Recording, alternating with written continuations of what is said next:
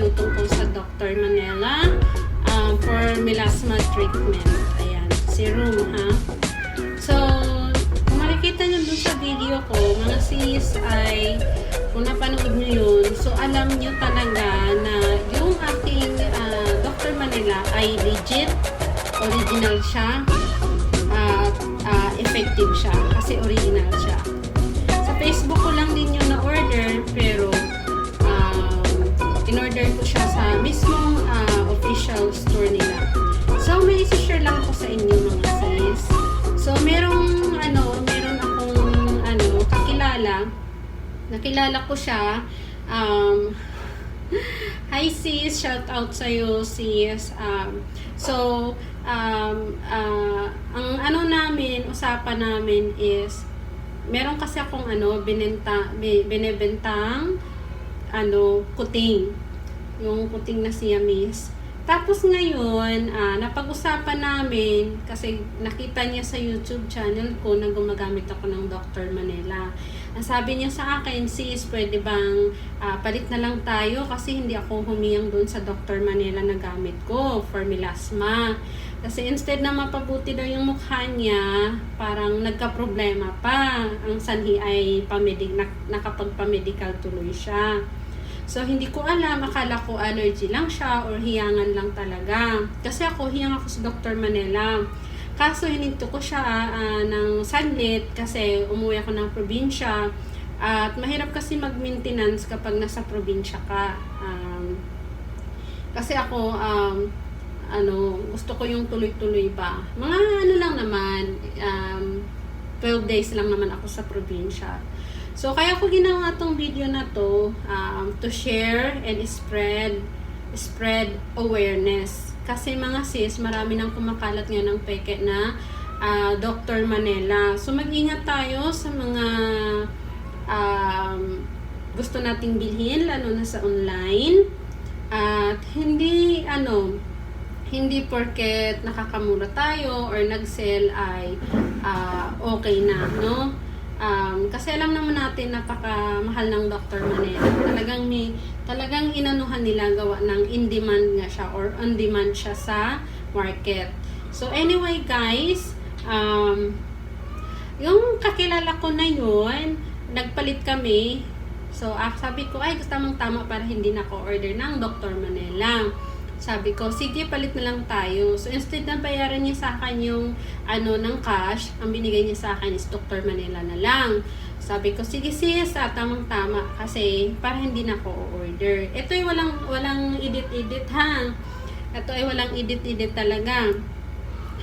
Dire-diretso tayo dito para maging totoo. So, ito yung galing sa kanya, mga sis. So, ito yung kanyang nagamit na, ito yung kanyang nagamit na, tapos hininto niya kasi nagkaroon siya ng allergy reaction sa mukha niya. Tapos, ito naman yung bago, binuksan ko siya ngayon lang. Kasi nagtaka ako, kakagamit ko lang kasi ngayon, kahapon kami nag-meet, then ngayon ko lang siyang gabi gustong gamitin. Tapos, napansin ko, bakit ganon yung kulay? Ito sa akin, mga sis, ito yung sa kanya. Napansin ko, bakit ganun yung kulay? Sabi ko, tingnan nyo naman mga sis yung kulay. Kita nyo yun? Ang labnaw. Oh, sa mga sa mga gustong bumili ng Dr. Manila for melasma treatment, or ang tawag nito ay Dr. Manila Berberry Melasma Treatment. So, nakikita nyo yan mga sis. Ganyan po ang kanyang kulay. At kung ito po ay kanina. So, kuha ako ng panibagong tissue para makita niyo po, ha?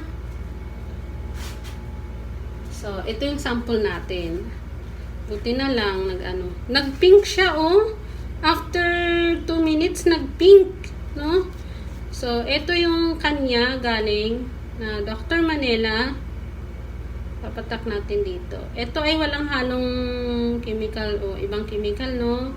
Tissue lang. Ito. So, ganyan lang siya mga sis. Parang tubig. Parang tubig lang talaga siya. So, ganyan lang siya. Kikita nyo. Parang, ayan, nagki-clear na siya. Ayan. Diba? So, ito yung Dr. Manila na galing sa kanya.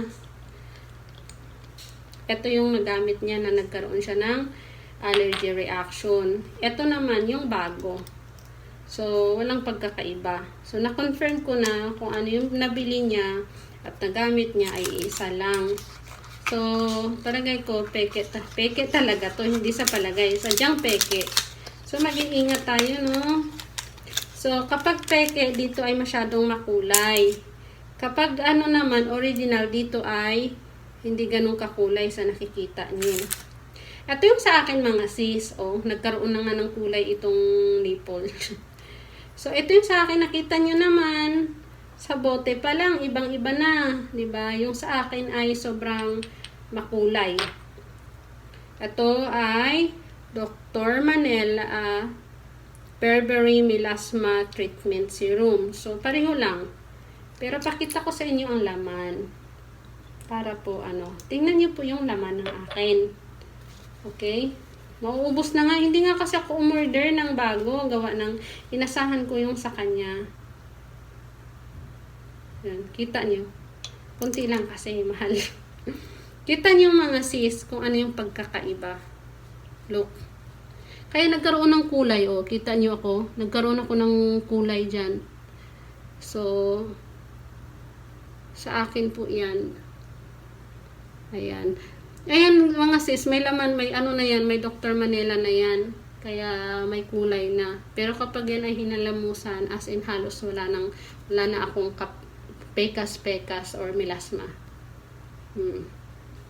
So, ayan mga sis, nakikita nyo ba yung pagkakaiba ng original sa peke? As in parang tubig lang.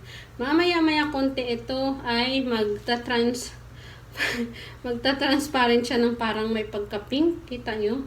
Ayan o, naging pink. Naging pink siya. Tingnan nyo yung Dr. Manila original. As in, ganyan lang siya. Kung ano yung patak mo. Tingnan nyo.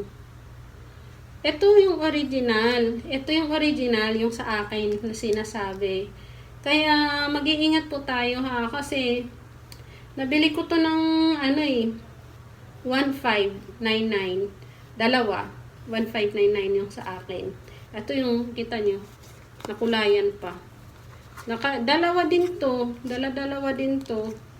So, yung dalawa, kasi maliit yung mukha ko, matagal ko siyang naubos. Nakita niyo naman siguro yung review ko nito. May advertisement na nga. So, para sa akin ha, ang Dr. Manila na original ay effective. At talagang malapot po siya. Parang tiki-tiki. Compare sa peke na Dr. Manila. Kita niyo naman. No wonder na nagkaroon siya ng reaction. Kulay green. Oh. Halos parang tubig lang siya, guys. Oh. Kulay green. Sa mga iba dyan, please comment below kung naka-encounter din kayo ng ganitong klaseng Dr. Manila. Kasi, hindi ko alam, wala naman sigurong iniba ditong ingredients kasi isa lang naman yung kanilang. Siguro yung packaging pwedeng ibahin, pero yung content, yung nito, laman ay hindi dapat magbabago. Yun lang ha, yun lang yung aking masabi. Comparison sa Dr. Manila Original and sa fake. Okay? Good luck mga sis, yun lang.